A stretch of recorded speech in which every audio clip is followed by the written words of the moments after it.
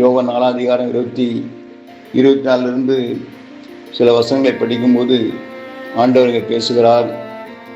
தேவன் ஆவியாக இருக்கிறார், அவரை தொழுது கொள்கிறவர்கள் ஆவியோடும் உண்மையோடும் அவரை தொழுது கொள்ள வேண்டும் என்று ஆண்டவராய் இயேசு கிறிஸ்து சொன்னார். அவரை தொழுது கொள்கிறவர்கள் ஆவியோடும் உண்மை உள்ளவருமா இருக்க வேண்டும். அப்படி கர்த்தரை ஆவியோடும் உண்மையோடு ஆராதிக்கும் பொழுதுதான் ஆவியான் நமக்குள்ளே இருப்பார்.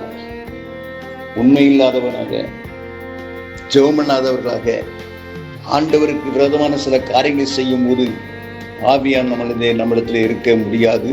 அப்படி இருக்கவும் மாட்டார். பாவம் செய்யும் போது ஆவியான் விளைவிடுகிறார். நாம் வேதத்தில் அநேக காரியங்களை பார்க்க முடியும். தாவீது தேவ அபிஷேகத்தை பெற்று ஆவியை பெற்ற மனுஷன்தான், பெரிய சாட்சியுள்ள மனுஷன்தான். ஆனால் அவன் பாவம் செய்யும்போது பரிசுத்த ஆவியானவரை விட்டு பரிசுத்த ஆவியானவர் விலகிவிட்டார்.